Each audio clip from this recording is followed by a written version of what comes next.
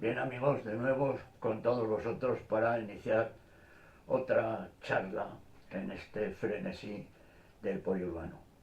Resulta que hace unos días, con ocasión de desmontar el piso de un amigo, un gran amigo que se ha trasladado de residencia, encontramos una enmarcación de una fotocopia de un dibujo que se había hecho en papel de cebolla, como lo hacían siempre los arquitectos y los aparejadores, de un decorado que nos hizo Ignacio Mayallo para una obra de teatro que no se llegó, como pasa casi siempre, no se llegó a hacer después de todo lo que habíamos trabajado.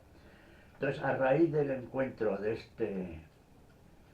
esta copia de copia, fue cuando pensé que no habíamos hablado de una obra que fue muy importante para nosotros, para el grupo de Teatro Grifo, y que se llamó María Sabina. Era un texto que había escrito Camilo José Cela y que a nosotros, pues por estas cosas de la vida, nos encantó. Y nosotros decidimos llevarla a escena. Nada menos que eran 34 personajes, es decir, ojo, cuidado, 34 personajes. Y nosotros hasta esa obra habíamos hecho todos nuestros espectáculos o performances teatrales, estaban basadas en el gesto, en el grito. No empleábamos la palabra porque no nos interesaba. No nos interesaba porque estábamos en un momento donde la palabra llegó a no tener ningún valor. Entonces nosotros decidíamos expresarnos por otro tipo de maneras. Estábamos más bien en el teatro de tribu, donde se hacía un semicírculo de gente, en el centro se representaba lo que fuera y la gente participaba o no según el interés que tuviera. Bueno, para eso nos habíamos preparado muy bien, porque quisimos investigar, investigamos en todas las técnicas teatrales que funcionaban en la época y aprendimos bastantes cosas, no como algunos que llevan toda su puta vida y no han aprendido a hacer nada. Nosotros aprendíamos muy deprisa, no solo eso, sino que además ideamos técnicas para hacer, por ejemplo, claro, como trabajamos con la voz, teníamos que aprender a tener una buena caja de resonancia, aprender a respirar presionando los pulmones con los músculos abdominales, no con el diafragma, porque así teníamos más capacidad de pronunciación, podíamos estar hablando muchísimo más rato. También ideamos una pista que fue muy importante, luego la empleamos con niños, porque era una pista para dominar el escenario y sobre todo dominar las técnicas de mirar a los focos que tienen los actores. No sé si os habréis dado cuenta que los actores cuando están en un escenario no tienen ni puta idea de para qué significan. Primero, que no saben, el director no sabe para qué sirven los focos. Y luego el problema es que los actores se van de foco o utilizan iluminación cenital, con lo cual no se les ve la expresión de la cara. En fin, nosotros en todo ese tipo de cosas ya habíamos trabajado y de repente surgió la oportunidad de leer esta obra de Camilo José Cela, El carro, o sea, María Sabina, que dijimos, joder, esto hay que ponerlo en marcha. Y nos fuimos a hacerlo como entonces hacían las cosas, sin un puto duro de subvención, pero eso sí, en el Teatro Principal de Zaragoza, a 100 pesetas la entrada. Eso era lo que está en el programa. Y hicimos una obra que nosotros estábamos muy preocupados por los cambios de acción para los que se utilizaba el telón de cierre. Entonces decidimos apostar, para lo cual había que ser muy ingenioso, que nosotros lo éramos naturalmente, por hacer la representación de la obra, que era bastante larga, a telón abierto. Y eso es dificilísimo. Pues nosotros lo conseguimos, técnica que luego la practicamos con los sucesivos tenorios que hicimos, que bueno, fueron éxitos totales, a telón abierto. Bien es verdad que en el Tenorio, por ejemplo, tuvimos que suprimir la escena del cementerio porque ya no nos cabía. No, hacíamos 2 o 3 pisos de altura en el escenario, no podíamos poner 5 o ir volando por el patio de butacas. Bueno, a lo que vamos, fuimos a hacer el María Sabina con un programa en el que decíamos, por ejemplo, en el teatro de aquí vivimos tiempos de mentira, de utilización. La palabra, como la leche, ya no significa nada. Así el Grifo renunció a ella, tal y como os decía, hace 11 años. Ahora con María Sabina la retomamos por placer. Es decir, tenía su cosa. María Sabina es algo muy serio, pues casi nada, ya que se trata de un juicio al hombre, y además lo juzgan los hombres. Haga el teatro, que el teatro es vida, y la vida nunca ha sido limitada por una fábrica.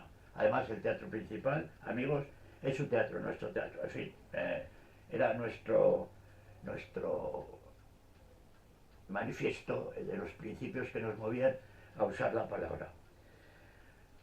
Hicimos también en el programa una serie de apreciaciones para que la gente supiera lo que estaba viendo. El escenario era un cúmulo de tubos, que entonces llamaban Tubos Mundus, porque era la empresa que más popular se hizo, y hemos subdividido el texto original para, decíamos en el programa, para facilitar la comprensión por parte del espectador, ya que nosotros siempre hemos supuesto que el espectador era imbécil. Entonces había que facilitarle un poco las cosas, porque estaban acostumbrados a ver teatro mierdero, o bien teatro político, o bien teatro con ideología de su partido propio miserable, y nosotros estábamos hablando de teatro a lo grande.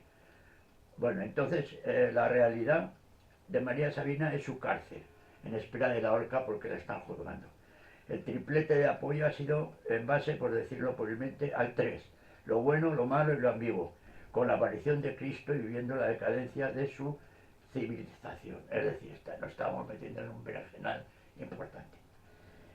La reja de la embocadura, porque todo era, se veía todo a través de unas varas que eran como los barrotes de una celda gigante. Hemos puesto una reja entre vosotros y nosotros para establecer la diferencia entre el genio, que éramos los actores, y la mediocridad, que sois vosotros los espectadores. No penséis, decía en el programa, que estamos enjaulados. Los que estáis enjaulados sois vosotros. Es decir, desde qué punto de vista se estaba trabajando el asunto. Bueno, luego todo el escenario estaba lleno de quinqués de petróleo y ya decíamos que es que estaban con esa luz tan especial que dan los quinqués de petróleo, porque los focos no nos interesaban. Había allí focos para, parecía aquello, el circo de los hermanos Tonetti, focos maravillosos, había hasta un encargado de luces y tal, que se ganaba la vida haciendo el pijo por allí. Nos dijimos, mira, no queremos ni un solo foco. De hecho, luego a lo largo de toda nuestra trayectoria teatral, solamente tuvimos un foco, que era el foco, que nos acompañó en todo. Hiciéramos la obra que hiciéramos, solamente iluminábamos con un foco. Que lo mismo lo empleábamos como foco cenital que como foco seguidor, en fin, un foco. Entonces decíamos que no nos interesaban y que los negros, el Plata y el Oasis, nos dan una lección a diario. El Plata y el Oasis son 2 sitios que había en Zaragoza. El Plata era un café cantante y el Oasis un sitio de varietés donde nosotros actuábamos con cierta frecuencia. El olor ácido que a veces inunda todo, que ese fue un problema que tuvimos con los quinqués y los bomberos del teatro principal, aquello fue la de Dios, porque estaban convencidos de que íbamos a pegarle fuego al teatro. Claro, es muy peligroso en un teatro que todas las patas son de tela, se puede incendiar en cualquier momento, algún mal gesto, algo, pero bueno, tuvimos suerte y no se quemó nada.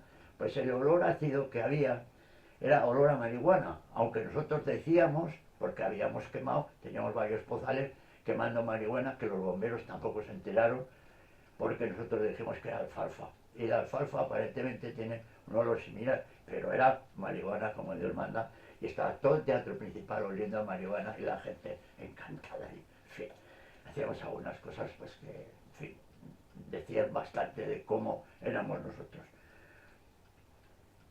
El coro, salía un coro de gente Y nosotros decíamos que era eso del coro, que tiene un valor arbitrario mientras no se estudie el término gente. ¿Quién es la gente? ¿Nosotros, ustedes, todos o solo algunos?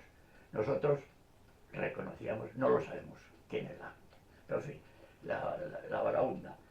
Y la moraleja la hemos cifrado en el ahorcamiento. ¿Se atreverían a preguntarse por qué se ahorca la pobre María, la buena? Ficción.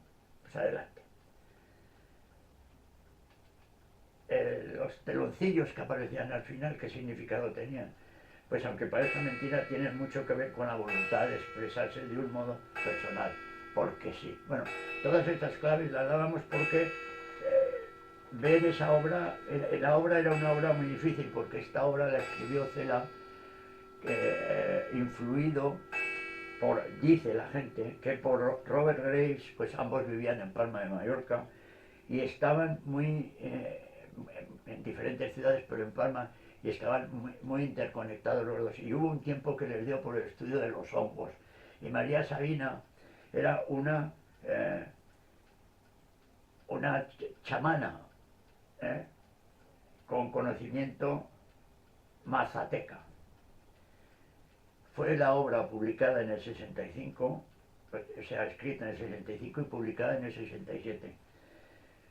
Bueno, estaban juntos estos Graves y Cela, estaban en ese lío, pero también estaban Robert Gordon Watson y su esposa Valentina Pavlovna, con quien habían mantenido correspondencia desde el 49 en relación con el tema de los hongos. Es decir, que aquí estaba todo el mundo inspirándose, pero bien inspirado.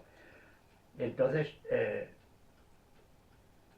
un etnobotánico, que era también del club, había escrito una obra sobre el culto a los hongos en el pueblo de Huatla de Jiménez. Entonces estaba todo aquello tal. Entonces, claro, ese texto es muy difícil, es un texto del de María Sabina que hay que echarle dos pelotas para entenderlo. Solo se puede entender pues estando en las condiciones que estábamos nosotros, que estábamos en unas condiciones pues maravillosas de juventud, de ganas de hacer, de darle por aquí, de darle por allá, en fin, nos poníamos a gusto. Esta obra, la obra esta de María Sabina, se estrenó en el Carnegie Hall de Nueva York, ni más ni menos, el 17 de abril del 70. Nosotros la estrenamos en el Principal del 15 al 19 de marzo, 9 años más tarde, en el 79. Bueno, y ahora viene la segunda parte de toda esta charrada, que no sé si me he extendido demasiado, pero bueno, en todo caso, habréis de perdonarme. El asunto es que después ya os digo, 34 personajes, figurines de Aura Pro, una cosa maravillosa que lo tenéis en las fotos que acompañan a esta charla frenética. Os hemos puesto una serie de fotos donde se ve desde los ensayos hasta figurines, para que veáis que tenía un colorido, era impresionante. Bueno, total, que con esta obra, yo creo que fue a través de Alfonso Zapatero, un periodista histórico en Zaragoza, del Heraldo de Aragón, que me pasó su dirección, le escribí y me fui a verlo porque estábamos orgullosísimos de haber llenado 4 días el Teatro Principal con semejante pedazo de obra. Y es que en el mismo libro que se publicó María Sabina había otra obra que no había sido estrenada, que se llamaba El carro de heno o El inventor de la guillotina. Y dijimos, bueno, esta es la nuestra. Como teníamos muy buenos fotógrafos a nuestro alrededor, habían hecho una colección de diapositivas apabullante. Y con esa colección de diapositivas metidas en una caja de zapatos, un visor de diapositivas y la pasta de todo el grupo, que la habían puesto a mi disposición porque solo había sitio, al principio íbamos a ir 2, pero al final solo había perras para ir 1, me fui a Mallorca a ver a Cela, previamente la había escrito y me recibió. El hombre me recibió en su casa y quedé impresionado porque tenía una casa que las paredes eran libros, es decir, no había tabiques, eran libros, bueno, un tipo espectacular. Un hombre extraordinario, conmigo se portó como son los jefes. Es que los tontos, los de medio pelo, son los que son, bueno, pues que se dan el pote, son fatuos, engreídos. La gente que es de verdad sabia son gente buena, gente cercana. Por eso se distingue perfectamente a un tonto de una persona valiosa, porque la gente valiosa, ya os digo, es humilde, porque el saber lo que produce es humildad. Y los tontos y estos mierdas que tenemos alrededor, jefes de la cultura y como son unos inútiles, pues entonces tienen que ir como si fuera el César de la Patagonia, tontos del culo, en fin, para entendernos. Bueno, pues en esta obra hubo un elenco importantísimo, de todo, de figurines, bueno, que todo eso lo vais a ver en esas imágenes. Bueno, pues con ese bagaje, yo me fui a Palma de Mallorca, el tío tuvo la paciencia de ver una caja de zapatos llena de diapositivas allí viendo con un visor enano y bueno, pues eran los medios que había entonces. Y el hombre se quedó impresionado del colorido y el asunto que llevaba, le llevé también un guión de cómo lo habíamos tratado. Me dijo, bueno, pues naturalmente, yo, si queréis, os dejo que me estrenéis la obra. Entonces, cuando ya lo tengáis pactado y todo hecho y tal y cual, yo, si puedo, iré, que sí que podré, iré al estreno. Y eso os puede servir de gancho para trincar, porque habíamos calculado el importe de la puesta en escena en 300.000 pesetas. Bueno, yo me quedé sin dinero y Cela me dejó 500 pesetas para poder comprar una ensaimada de Mallorca antes de subir al avión y traérsela a los miembros del grupo, que al día siguiente nos íbamos a juntar, donde yo les iba a contar lo que había pasado, y con la ensaimada de Mallorca, pues por lo menos, ya que habíamos puesto las perras de todos, que se dieran el gusto de comerse una ensaimada. Bueno, conclusión, volvimos. Ese es el dibujo que habéis visto de Mayayo tan bonito que nos hizo una escenografía, que era, bueno, vamos a volverla a ver otra vez porque era una auténtica maravilla. Bueno, pues con este bagaje yo me dediqué a recorrer todas las instituciones habidas y por haber en Zaragoza, desde las culturales hasta incluso la Cruz Roja, diciéndoles que estábamos dispuestos a devolverles el dinero, porque si venía Cela al estreno, pues nos imaginábamos que aquello iba a ser una bomba, les devolvíamos el dinero y que nosotros no queríamos nada más que hacerla. Bueno, no hubo manera, fue probablemente nuestro fracaso más estrepitoso. Aprendimos mucho. Primero, que no había que hacer las cosas pensando en que alguien te las pagara, eso para empezar. Y después, que el entorno que teníamos era un entorno de absolutos catetos, es decir, era peor que la gruta de esos monigotes de dibujos animados que está todo el día gruñendo, pues una auténtica mierda de ciudad en cuanto a la cuestión cultural, porque tener en las manos la posibilidad de hacer un estreno mundial de una obra de un hombre que al poco iba a ser nombrado premio Nobel a cambio de nada, porque el hombre lo que nos pensaba pedir era el viaje, no nos pensaba pedir dinero ni hostias. No, ya os digo que me dejó 500 pesetas, o sea, cosa que ya no se lo puedo agradecer, pero se lo agradecí en una carta en su tiempo, que imagino que estará por ahí. Bueno, amigos, que me parece que me he pasado del tiempo, vamos a dejarlo aquí y tenéis ahí en las fotografías que acompañan a este reportaje sobre María Sabina, tenéis y el carro de Leno, que nunca se hizo, tenéis unas fotografías del programa de mano, de los que participamos, en fin, que hay tomate allí para que paséis un buen rato. Amigos, un gustazo haber estado con vosotros y hasta la próxima charla frenética, que hablaremos también seguramente hablaremos de un gran amigo nuestro que ha sido su centenario de su nacimiento y no le ha dado bola en esta ciudad ni Cristo Padre. Un hombre genial, buena persona, y que ha sido olvidado completamente por la banda de matracos culturales que tenemos en Zaragoza, que yo no sé por qué le sigan pagando el sueldo. A ver si ahora, después de las elecciones, todo esto se revisa, que no creo, pero bueno, por lo menos tendremos que ir un día a su despacho y a darles 4 puñetazos, o en fin, o sacarles una pancarta o hacerles un scratch. Bueno, amigos, hasta la próxima charla.